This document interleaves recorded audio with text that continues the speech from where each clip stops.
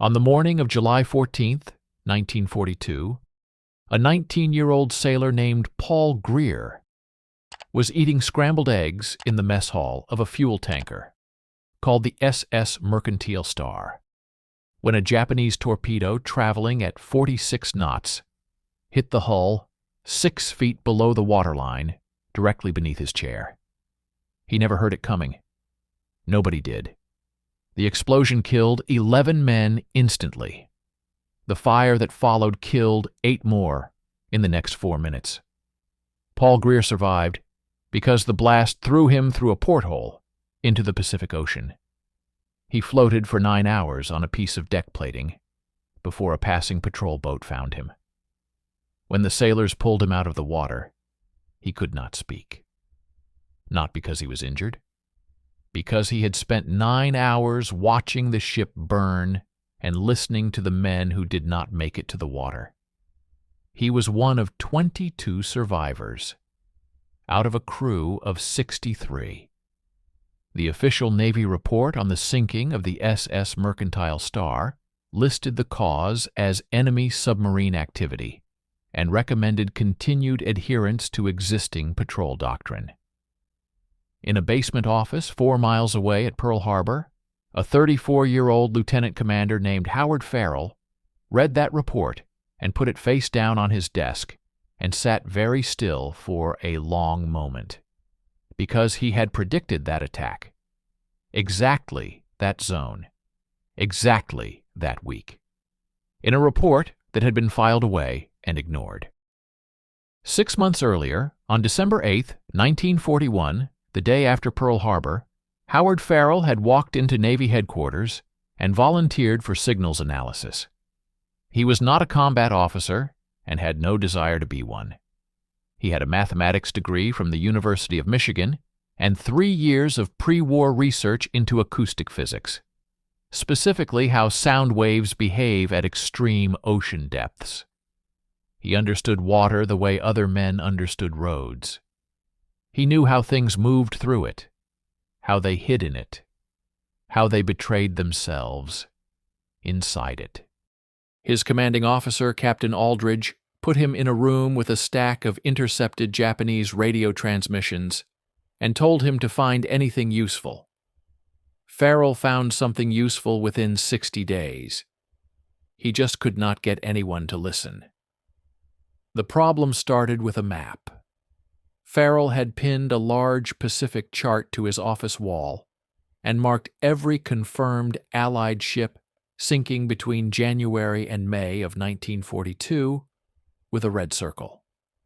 By March, the map looked like a rash spreading from the Philippines outward. By May, there were over 140 circles. But Farrell was not looking at the circles. He was looking at the timing between them. He had been calculating distances between attack sites and cross-referencing those distances against the known maximum speed of Japanese Type B submarines. The math kept producing the same impossible result. A single submarine could not have attacked a ship off the Philippines on a Monday and attacked another ship 400 miles away on Wednesday. Not submerged, not even surfaced. The distances were too large. The gaps were too short. Physically impossible for one vessel, which meant it was never one vessel. The Japanese were running their submarines in coordinated groups. Multiple submarines, moving in formation below the surface, hitting separate targets simultaneously, like fingers pressing piano keys. While every American admiral was hunting for individual hunters, the Japanese had already invented the pack. Not the German wolf pack model, which was radio-heavy and slow to coordinate. Something faster, quieter, and almost invisible. Farrell traced it to a specific transmission technique. Burst signals. Transmissions lasting less than 2 seconds, low power, so brief that American monitoring equipment, calibrated for longer conventional signals, simply did not register them. the Japanese had studied American detection capabilities and had deliberately engineered around them. They knew what we could hear, so they spoke in a frequency we had never thought to listen for. Farrell wrote this up in a 22-page report in June of 1942. He included the mathematics, the timing analysis, the acoustic theory, and 3 specific predictions of where the next coordinated attacks would occur within 30 days. He submitted the report on June 9th. On June 23rd, he received a response. 1 paragraph. It thanked him for his analysis and informed him that current doctrine remained the most effective framework for anti-submarine operations. His report had been filed for future reference. On July 8th, a transport ship was sunk in the first zone he had predicted. 47 men killed. On July 14th, the SS Mercantile Star went down in the second zone. 63 men aboard, 22 survivors, 1 19-year-old floating on a piece of deck plating for 9 hours. Farrell walked into Aldridge's office and placed both his original report and the new sinking reports on the desk, without saying anything. Aldridge read the documents. He looked at Farrell. He said, "Lieutenant Commander, I appreciate your diligence.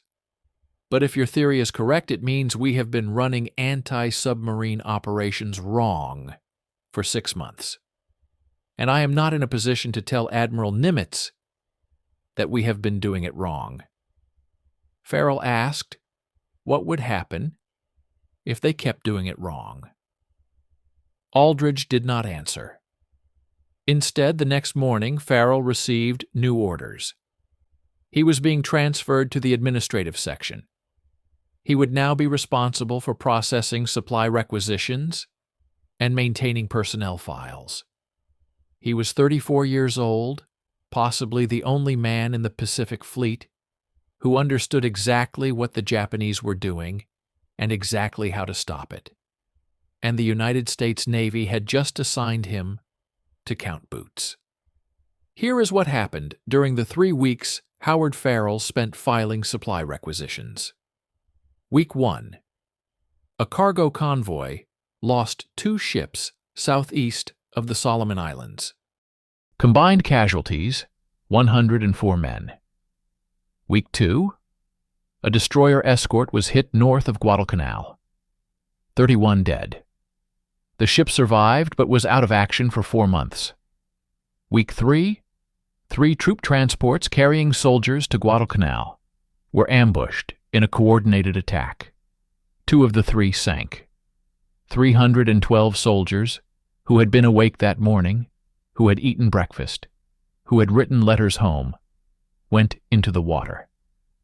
The island they were supposed to defend was taken by the Japanese 3 days later and held for 6 weeks before American forces retook it at enormous cost. Farrell had marked all 3 attack zones in his private notebook before any of those ships left port. He was not permitted to submit the notebook through official channels anymore. He went to Aldridge again. Aldridge declined to meet with him. He went to the intelligence section chief. Unavailable. He wrote a letter directly to Commodore Walsh, the fleet intelligence officer, and hand-delivered it to Walsh's outer office himself, because he had run out of other options, and 312 men were dead in a zone he had circled in red ink 2 weeks before their ships ever reached it. Walsh read the letter. This was not guaranteed. Senior officers had entire layers of staff whose job was to prevent exactly this kind of letter from reaching them. But Walsh read it, and the next morning he called Farrell to his office. The meeting lasted 45 minutes. Walsh did not dismiss him. He did not talk about doctrine or proper channels or the inconvenience of being wrong. He asked real questions. He asked Farrell to walk through the mathematics. He asked about the burst transmissions. He asked how submarine coordination worked in practice, how one vessel 300 feet underwater communicated with another vessel 5 miles away, without surfacing. Farrell had prepared for every question. He had been preparing for 2 months, in a room full of personnel files, because he had understood that eventually someone would listen, and he intended to be completely ready when they did. Walsh sat back and was quiet for a long moment. Then he asked, "If you are right, what do you need to stop them?" "1 destroyer. Permission to operate outside standard patrol grids. A signals intercept unit, recalibrated to detect low-power burst transmissions. And direct communications authority that bypassed the normal approval chain, because the normal approval chain had already cost over 500 lives. Walsh approved everything before Farrell finished the sentence. 2 days later, Farrell stood on the bridge of the USS Perkins, a destroyer with a crew of 276 men, who had no idea why they were heading south at flank speed instead of following their assigned patrol route. Farrell had his map. He had his calculations. He had run the numbers so many times over the past 3 weeks that the patterns had stopped looking like mathematics and started looking like something else, like intention, like the signature of a specific mind on the other side of this ocean who had designed this system and was still running it, and had no idea yet that someone had finally read his handwriting. Because that was the thing about a system this precise. It did not happen by accident. Someone had sat down and designed it, had studied American detection capabilities, had engineered the burst transmission technique deliberately, had figured out that American doctrine was built around single-vessel hunting, and had built a weapon that specifically exploited that assumption.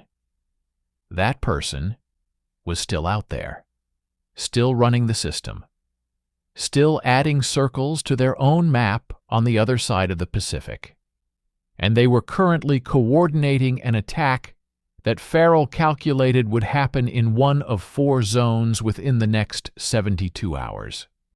His best estimate pointed to a corridor southeast of Guadalcanal. He had circled it on his map with a star. He looked at the ocean and thought about the moment coming in the next 3 days. Not the battle itself, the moment after it. Because Farrell understood something that neither Walsh, nor Aldridge, nor anyone else in the chain of command had thought through yet. He had one surprise, one single engagement where the Japanese would not know what had hit them or how. The moment it was over, the submarine that was always held back, the observer vessel that never attacked but watched everything and reported back, would surface and transmit. And the man who had designed this system would know that an American had finally figured it out. After that, everything would change. The system would adapt. The burst transmissions would change frequency. The coordination patterns would shift. The advantage would evaporate. Farrell had one chance, one engagement, one moment where his 3 months of ignored reports and 3 weeks of filing boot requisitions, and 500 dead men in zones he had predicted in advance, all came down to a single night on a dark stretch of Pacific water. He stood on the bridge and watched the horizon go dark as the sun dropped below it, and thought about Paul Greer floating for 9 hours on a piece of burning deck, and thought about the 19-year-old who was alive right now, somewhere in a Navy hospital, still unable to explain what he had heard in the water during those 9 hours. Farrell thought he understood what Paul Greer had heard. He was about to go find it. At 11:47 p.m. on August 9th, 1942, the USS Perkins was running dark.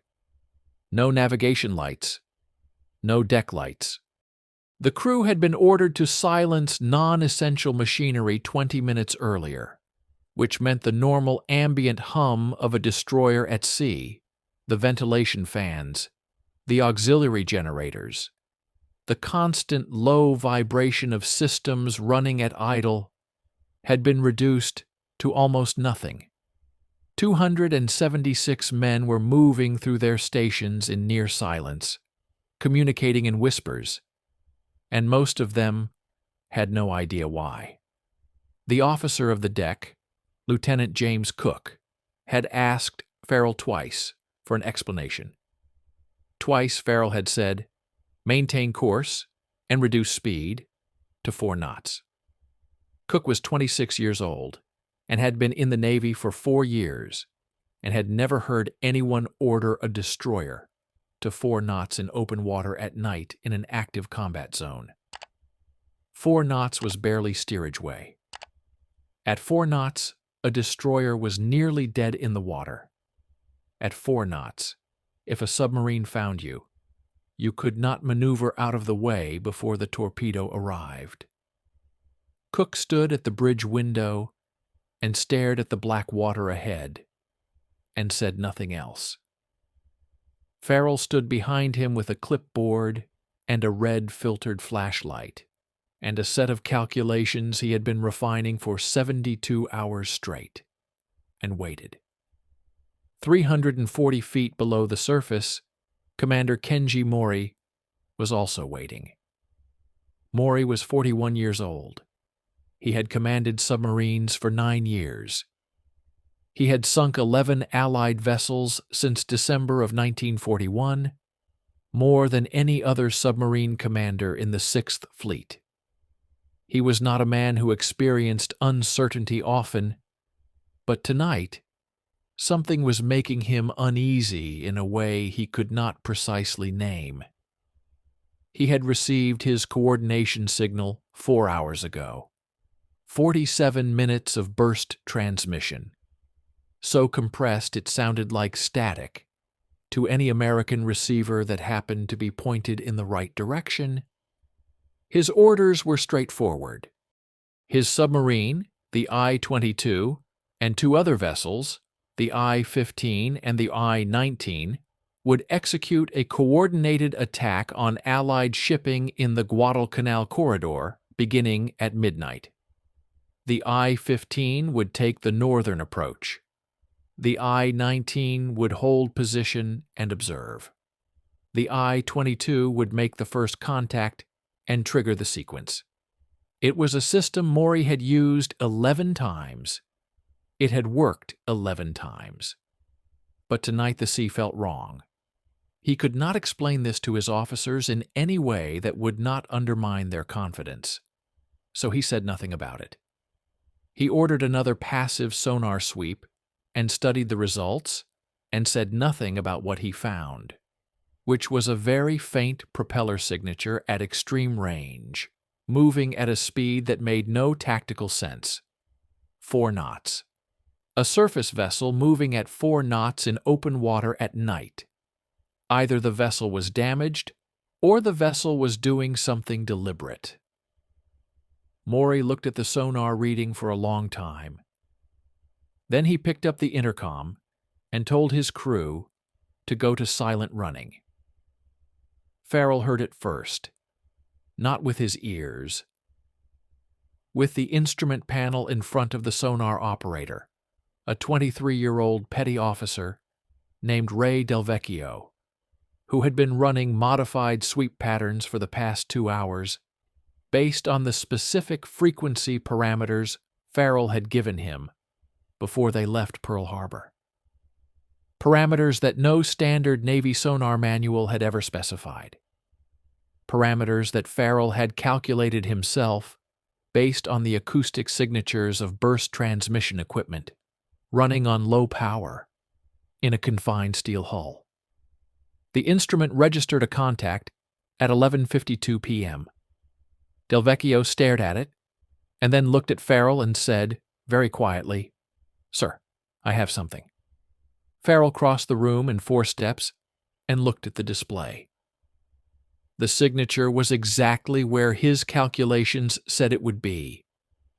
1,200 yards, bearing 270, depth approximately 320 feet. Moving at 3 knots, which meant Maury had just cut his own speed in response to something. In response to the Perkins running silent. Which meant Maury had heard them, or heard the absence of them, which was almost the same thing. The first contact had found them. But Farrell had found it first by approximately 4 minutes, which in submarine warfare was not a small margin.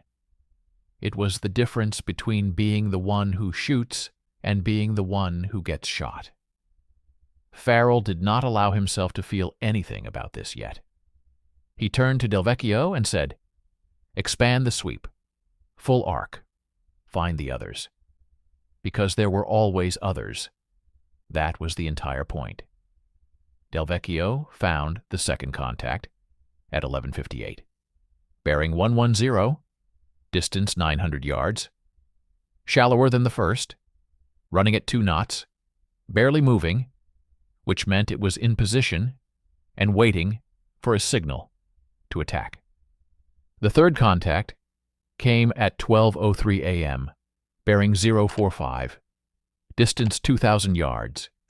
This one was holding completely still, not attacking, not maneuvering, watching. Farrell looked at the 3 bearings and felt something settle in his chest that had been unsettled for months. There they were, exactly as he had predicted, exactly as he had described in 22 pages of ignored analysis, while men were dying in the zones he had circled on his map. 3 submarines, coordinated positions, a triangle with the Perkins at the center. He had walked his ship directly into the middle of a coordinated Japanese submarine formation, in the dark, at 4 knots, and found all 3 of them before any of them knew they had been found. Now he had approximately 6 minutes before the midnight coordination signal was due, at which point Maury would initiate the attack sequence, and all 3 submarines would receive confirmation that the Perkins was in their midst, and the geometry would change very fast and very badly. 6 minutes. Farrell gave his orders quietly, without raising his voice, without any visible urgency, in the same tone he had used to discuss calculation parameters with Delvecchio 2 hours earlier. He designated the contact at bearing 110 as primary target. It was the shallowest, the most exposed, the one in attack position. He ordered the forward torpedo battery to solution on that bearing. He ordered the depth charge crews to prepare a pattern for the contact at 270.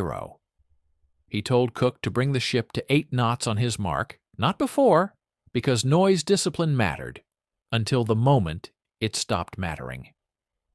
Cook looked at him. 8 knots was still not fast. Even now, Farrell was refusing to behave like a conventional warship. Farrell said, "They are listening for propeller noise.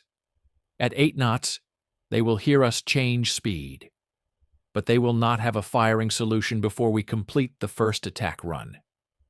At 20 knots, they hear us the moment we accelerate, and they have a solution in 90 seconds. 8 knots is the number." Cook nodded and said nothing else. At 12:06 a.m., Howard Farrell said, "Mark." What happened in the next 11 minutes had never happened before in the Pacific War, and would not be fully documented until decades later, because the after-action report was immediately classified at the highest level, and most of the officers who read it found it difficult to believe, even with sworn testimony from the crew. The Perkins attacked the I-15 on the first run. 2 torpedoes, solution computed with a precision that Delvecchio later described as unlike anything he had seen before or after the war. Not luck, not instinct, calculated. Farrell had been working the firing solution in his head since he had the contact bearing, adjusting for the I-15's depth, its 2-knot drift, the current, the water temperature gradient that affected torpedo guidance. Both torpedoes ran true. The I-15 broke apart at a depth of 280 feet, 94 men, gone in 12 seconds. The I-22 reacted immediately. Maury, 340 feet down, felt the pressure wave from the I-15's destruction roll through his hull like a punch. He had never felt anything like it.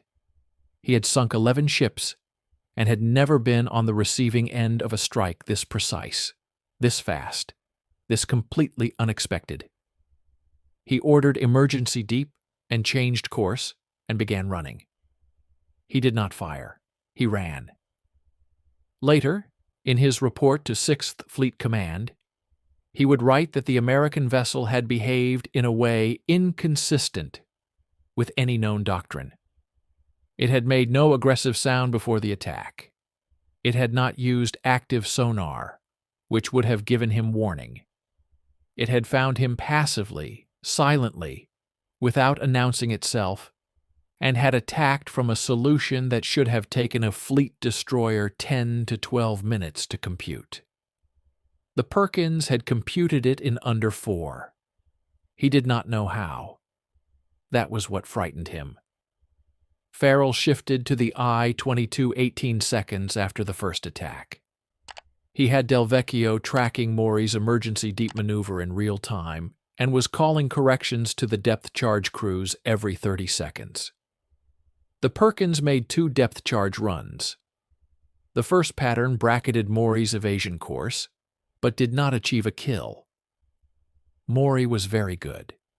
He was changing depth and heading in a sequence that suggested genuine tactical instincts rather than panic, and Farrell acknowledged this to himself without sentimentality, because Maury being good meant that killing him required better, not just good. The second depth charge run went deeper. Farrell had been watching Maury's pattern and had identified the variable Maury kept returning to. He consistently chose to dive rather than turn when threatened from above. It was the right instinct in almost every scenario, except the one where your opponent had already predicted it. Farrell set the second pattern for 380 feet. The Perkins felt the detonations through her hull. Then she felt something else. A deeper, sustained rumble that was not a depth charge. Del Vecchio looked up from his instruments with an expression that Cook later described as a man who could not process what he was seeing. The I-22's pressure hull had fractured. She was going down. 108 men. Commander Kenji Mori. 9 years of submarine command. 11 Allied vessels. Into the black water at 380 feet, and then deeper, and then gone. The third submarine, the I-19, did not attack. This was exactly what Farrell had expected. This was what he had told Walsh. The third vessel was the observer. Its job was to watch, survive, and report. When the I-15 and I-22 went down, the I-19's commander made the only rational decision available to him. He went deep, went silent, and waited until the Perkins was gone. Farrell let him go. Cook could not understand this. He came to Farrell as the Perkins was clearing the area and said, "We have a contact. We know where it is. Why are we leaving?" Farrell said, "Because if we kill all 3, command will know something happened, but they will not know what. If we let the observer survive, the observer reports exactly what he saw. And what he saw is going to change everything on their side, which is what I need to happen." Cook stared at him. Farrell said, "I need the man who designed this system to know that someone on our side has read his work. When he knows that, he will change the system. And when he changes the system, I will be able to see the change and read the new design. But only if I understand the old one well enough to recognize what he altered, which I do. He looked at the dark water ahead of the ship and said, "This was not the battle. This was the introduction." The after-action report that Farrell submitted to Walsh the following morning was 4 pages long and written in the same quiet, precise language as every previous report Farrell had produced. It documented the contacts, the attack sequences, the outcomes. It included a 1-paragraph analysis at the end that Walsh would later say stopped him cold when he read it. Farrell wrote, "The engagement confirms coordinated pack tactics as operational doctrine for Japanese 6th Fleet submarine operations in the Guadalcanal corridor. The observer vessel I-19 survived intentionally and will transmit a full account of our detection and attack methodology to 6th Fleet Command within the next 6 to 12 hours. We should expect a doctrinal response within 2 to 3 weeks. I have already begun modeling the most likely adaptations.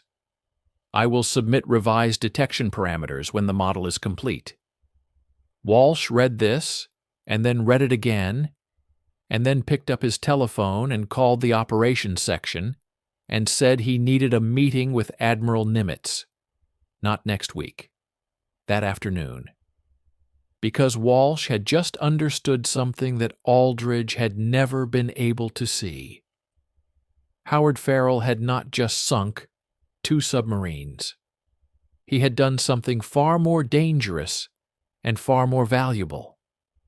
He had introduced himself to the man on the other side.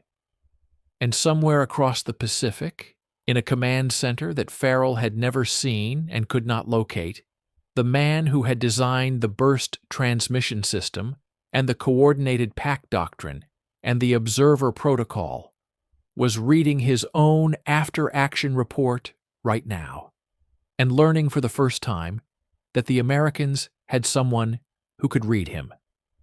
That man was not going to accept this quietly. He was going to respond.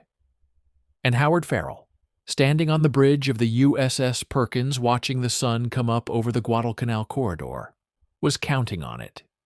On August 22, 1942, 13 days after the USS Perkins left the Guadalcanal corridor, a Japanese signals officer in Truk Lagoon decoded a transmission from the Theasley 19 and placed the transcript on the desk of Vice Admiral Teruhisa Komatsu, commander of the 6th Fleet submarine forces. Komatsu read it once. Then he read it again. Then he picked up his telephone and requested an urgent meeting with Admiral Isoroku Yamamoto. The transcript described something that should not have been possible. An American destroyer had located 3 submerged submarines using passive sonar alone, without a single active ping, in open ocean at night, and had attacked and destroyed 2 of them in under 11 minutes. The attack solutions had been computed at a speed inconsistent with any known American doctrine or equipment capability. The destroyer had then deliberately withdrawn without pursuing the surviving observer vessel. That last detail was the one that made Komatsu's hands go still when he read it. Not a mistake, not an oversight, deliberate. The American commander had left a witness alive on purpose, which meant the American commander understood the observer protocol, which meant he had studied the system from the outside, understood its internal logic, and had made a calculated decision to send a message directly to the man who designed it. Yamamoto understood immediately. He had designed it.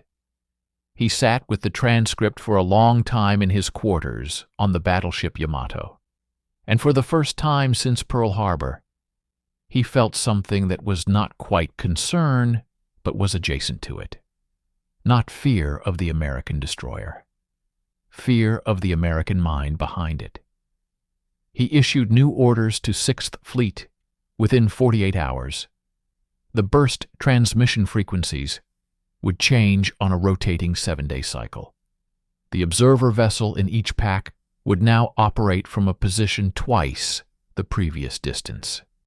The coordination signal timing would shift to randomized intervals rather than fixed midnight schedules. And all pack formations in the Guadalcanal corridor would be temporarily suspended pending a full tactical review. It was the first time in the Pacific War that Yamamoto had restructured submarine doctrine in response to the actions of a single American officer. He did not know the officer's name yet.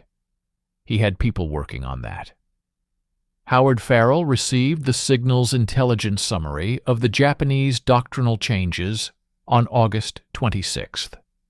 He was sitting in Walsh's office when the document arrived, and Walsh watched him read it and watched his expression not change at all, which was somehow more unsettling than if he had reacted. Farrell set the document down and said, "Rotating frequencies, randomized timing, doubled observer distance." He paused. He said, "That is 3 of the 4 changes I projected. The 4th one is coming. They will change the attack geometry itself within the next week. They will stop using the triangle formation and shift to a linear approach." Walsh said, "How can you possibly know that?" Farrell said, "Because that is what I would do. And whoever designed the original system thinks the same way I do. He just thinks it from the other direction."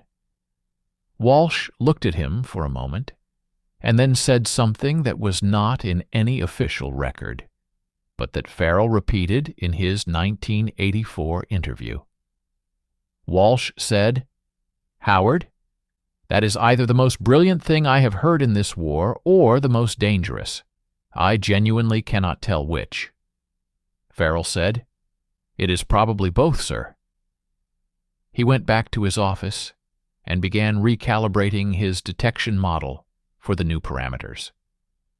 What Farrell did not tell Walsh, because there was no tactically useful reason to say it, was that the changes Yamamoto had ordered made the system harder to detect, but also more brittle. The rotating frequencies created a coordination complexity that required more transmission time at the changeover points. The doubled observer distance reduced its reporting accuracy. The randomized timing introduced a synchronization problem that the submarine commanders would have to compensate for manually, which meant human variability would begin appearing in the data. Yamamoto had made the system more secure. He had also made it more human. And humans made patterns even when they were trying not to. Farrell built his new model in 12 days. He submitted it to Walsh on September 7th. Walsh approved a second operational deployment. The USS Perkins left Pearl Harbor on September 9th, 1942. What happened 14 days later, on the night of September 23rd, is the part of this story that remained classified for 4 decades. The Perkins was operating in the new Georgia Sound, the stretch of water between the central Solomon Islands that the American sailors had already started calling the Slot, because it was a natural highway running straight down to Guadalcanal, and both sides used it constantly, and both sides bled in it constantly. Farrell had identified a coordination window in the new Japanese timing pattern, a 12-minute gap that occurred every 3rd rotation cycle, where the randomization algorithm produced a predictable interval. It was buried inside complexity, the way a single wrong note is buried inside a long piece of music. You only hear it if you already know the melody. He had set the Perkins at the entry point of the slot at 11 p.m. and gone to slow speed and waited. At 11:22, Del Vecchio picked up the first contact, then the second. Then, at 11:31, he picked up something else entirely and turned to Farrell. With a different expression than any he had worn before, he said, "Sir, there are 5 of them." Farrell looked at the display. 5 contacts, not 3. The geometry was not a triangle. It was a corridor, a linear formation, exactly as he had predicted. But the scale was wrong. 5 submarines meant this was not a standard pack deployment. This was a dedicated response. Yamamoto had not just changed his tactics. He had sent a hunting party, specifically for the Perkins. The formation was designed to work like a net. 2 submarines at the entry point of the slot. 2 more positioned mid-channel. The 5th at the exit, deep, waiting. If the Perkins ran forward, she hit the mid-channel pair. If she reversed, she hit the entry pair. If she tried to go wide, her speed would generate enough propeller noise in the confined waterway to give the exit submarine a firing solution before she cleared the channel. It was elegant. It was patient. It had been designed by someone who had read the after-action report from August 9th with great care and had then sat down and built a trap around everything the Perkins had done that night. Farrell stood at the instrument panel and looked at 5 contact bearings and understood in complete clarity that he had been anticipated. The man on the other side had read him back. Cook appeared at his shoulder and looked at the display and said, very quietly, "Sir, what do we do?" Farrell did not answer immediately. He was thinking about the one variable Yamamoto could not have fully accounted for. Not speed, not weaponry, not doctrine. The one variable was this: Yamamoto had designed the trap based on what the Perkins had done in August. He had studied an aggressive, precise, fast-moving opponent and had built containment for exactly that opponent. He had not built containment for a ship that stopped. Farrell said, "All stop. Full silence. Kill everything non-essential." Cook said, "Sir, we are in the middle of the slot." Farrell said, "Yes. All stop." The USS Perkins went dead in the water at 11:34 p.m. in the center of the new Georgia Sound, surrounded by 5 Japanese submarines, running on minimal power, with 276 men holding their breath in the dark. The 5 contacts continued their approach patterns. They were executing the net. They were looking for a moving target. The entry pair passed within 400 yards of the Perkins' position, without detecting her. The mid-channel pair held formation and waited for the entry pair's signal to compress the net. The signal never came because there was nothing to compress around.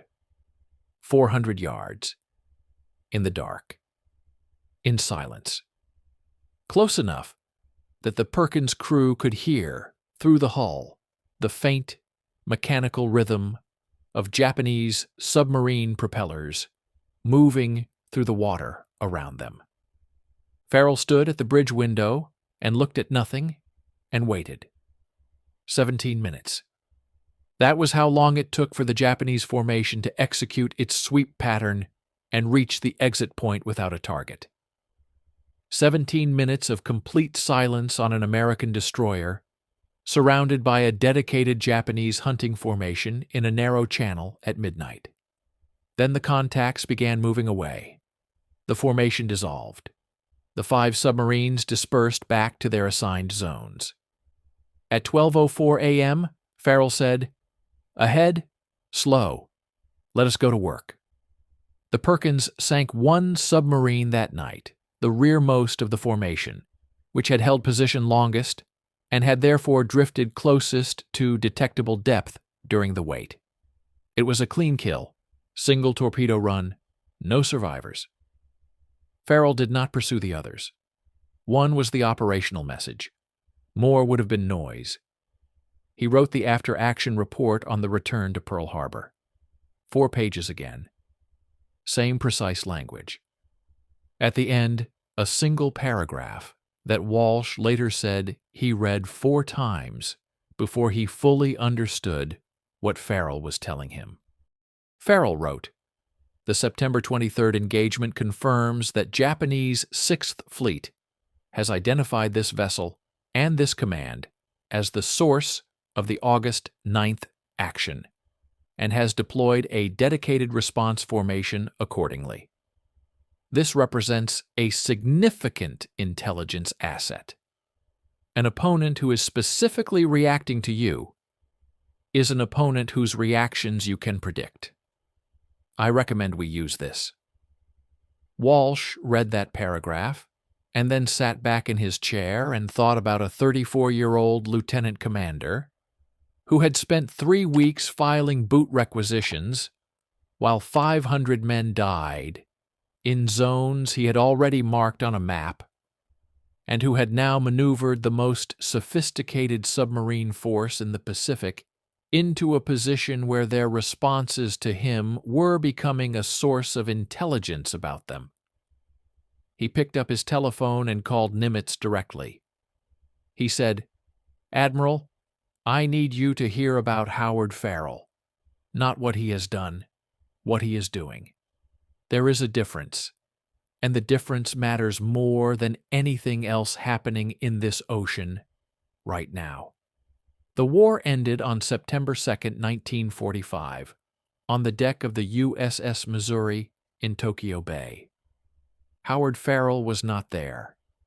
He was in a Navy administrative office in San Diego, signing paperwork that transferred his classification files to a department he had never heard of, and whose name he was not permitted to write down or repeat.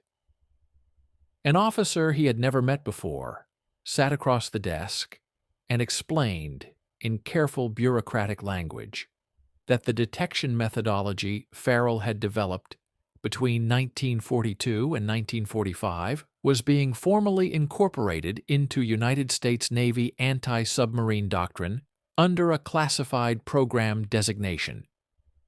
Farrell asked whose name would be on the doctrine. The officer slid a single page across the desk. Farrell read it. The passive detection methodology and coordinated PAC interdiction framework would be attributed to a working group under Rear Admiral James Whitfield, who had overseen Pacific Fleet intelligence operations from 1943 onward from an office in Pearl Harbor. Farrell had met Whitfield twice, both times at formal briefings where Whitfield had sat at the head of the table and listened to Farrell present his models without asking a single question. Farrell looked at the page for a moment. Then he signed the transfer document. Then he picked up his hat and walked out of the building into the San Diego sunshine and never spoke about any of it to anyone for 39 years. He was 37 years old. He had been at war for 4 years. He was tired in a way that had nothing to do with sleep. He moved to Clearwater, Florida, in the fall of 1945. He had grown up near Tampa, and the flat, warm light of the Gulf Coast was the thing he had thought about most during the cold nights on the Perkins, which he had not told anyone because it seemed like a strange thing for a man running submarine intercept operations to be thinking about. He took a job teaching mathematics at a public high school. Algebra, geometry, pre-calculus.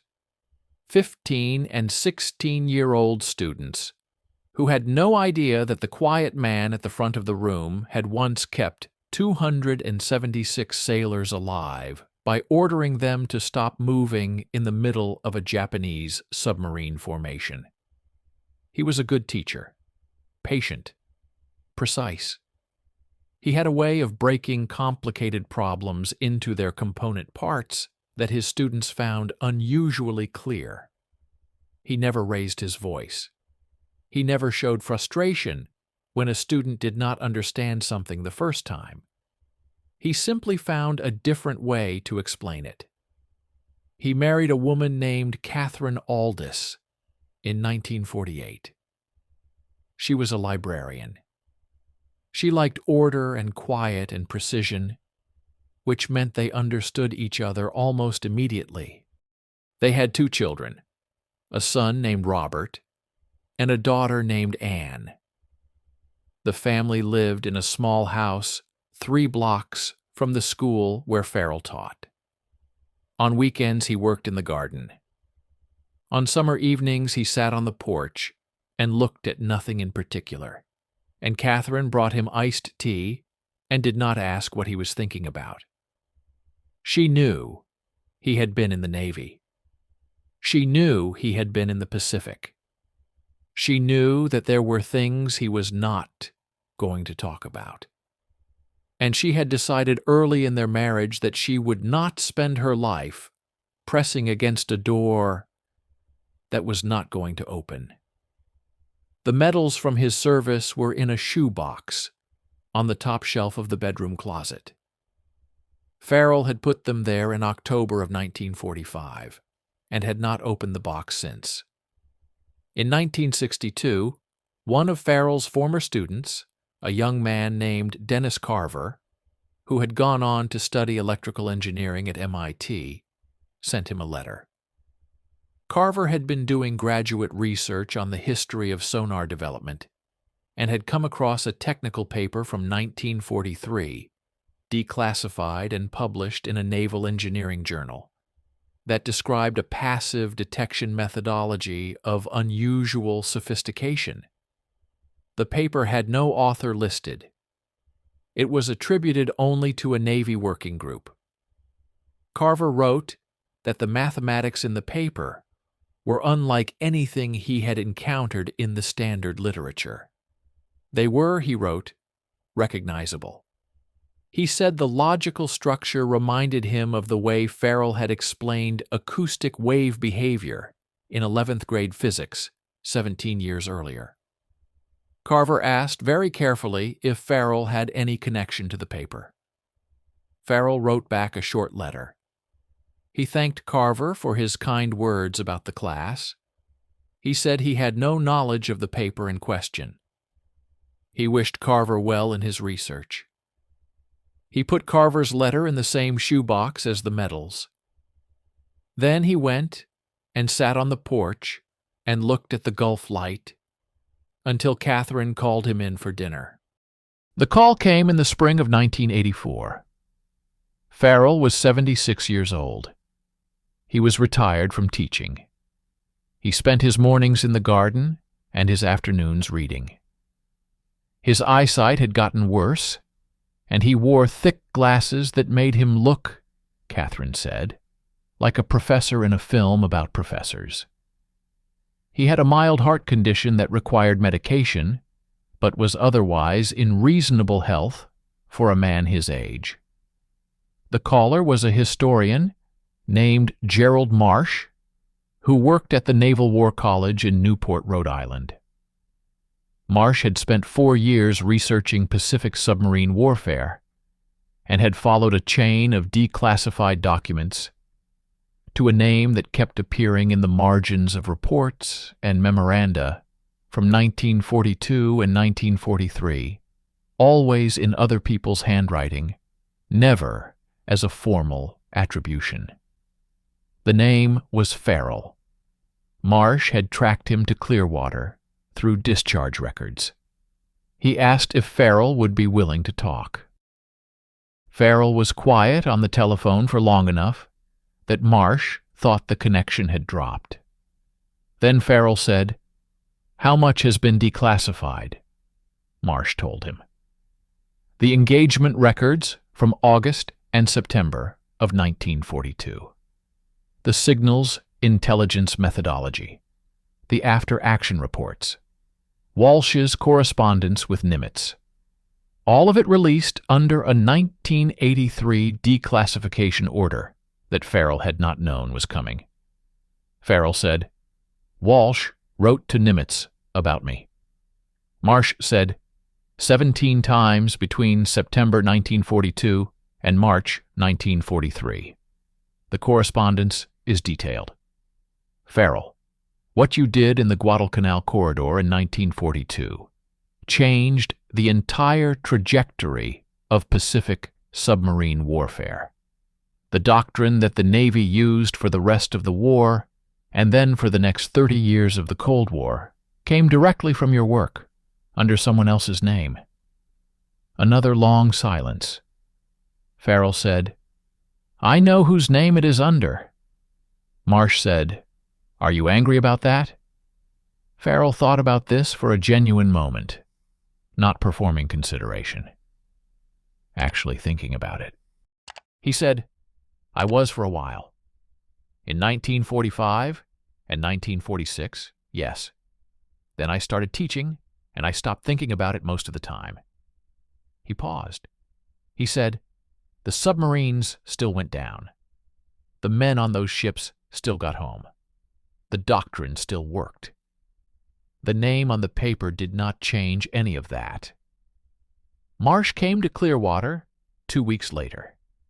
He sat at the kitchen table with Farrell for 6 hours over 2 days. Catherine brought coffee and occasionally sat at the end of the table and listened without speaking. Farrell talked about everything for the first time. The map with the red circles. The 22-page report. The 3 weeks filing boot requisitions. While ships sank in zones he had already marked. The night of August 9th. The 5 submarines in the slot. The 17 minutes of silence with Japanese propellers audible through the hull. He talked about Maury. He had never said Maury's name out loud before. He had read it in the intelligence summary after the engagement. The I-22's commander. 9 years of submarine service. 11 Allied vessels sunk. Farrell had read that summary in September of 1942 and had placed it in a file and had not allowed himself to think about what it meant to know the name of the man you had killed from 380 feet away. He said to Marsh, he was good, genuinely good. If I had given him 4 more minutes, he would have found a solution, and I would not be sitting here. He paused. He said, I have thought about him more than I have thought about almost anyone else from that time. Not with guilt. I understood what we were both doing and why, but he deserved to be remembered as what he was, which was a skilled officer doing his job with real intelligence, the same as I was trying to do mine. Marsh asked about Yamamoto, about the moment Farrell had understood that Yamamoto had restructured fleet doctrine specifically in response to him. Farrell smiled for the first time in the interview. Catherine noticed it, and later told Marsh it was the smile she recognized from when he solved a particularly elegant problem in the garden, the expression of someone who had found a satisfying answer. Farrell said, that was the strangest professional compliment I have ever received. A man I never met, whose face I never saw, who was running the most powerful naval force in the Pacific, stopped what he was doing and redesigned his entire submarine doctrine because of something I had figured out in a basement office. He took me seriously before my own admirals did. He paused. He said, I respected him for that. I think I respected him more than most of the people on our side who outranked me. Gerald Marsh's book was published in 1986. It was called Silent Water, and it ran to 412 pages and dedicated 80 of them to Howard Farrell's work in the Guadalcanal corridor. It sold modestly. It was reviewed well in academic journals. A few newspapers picked up the story. There was no parade, no ceremony, no president standing in a formal room reading from a citation. Farrell read the book, sitting on his porch in Clearwater. He read the chapters about himself with the same careful attention he gave everything, occasionally stopping to check a detail against his own memory, occasionally nodding slightly when Marsh had gotten something exactly right. Catherine asked him what he thought of it. He said, he got Maury right. That was the important part. He closed the book and set it on the table beside his iced tea and looked at the Gulf light for a while. In the shoebox on the bedroom closet shelf, the medals had been there for 40 years. They stayed there. Farrell had not taken them out to show Marsh, and he did not take them out now. He did not need anyone else to confirm what had happened in the dark water of the slot in September of 1942. He had been there. 276 men had come home because he had told them to stop moving and trust the silence. That was enough. It had always been enough. He just had not been able to say so out loud until now.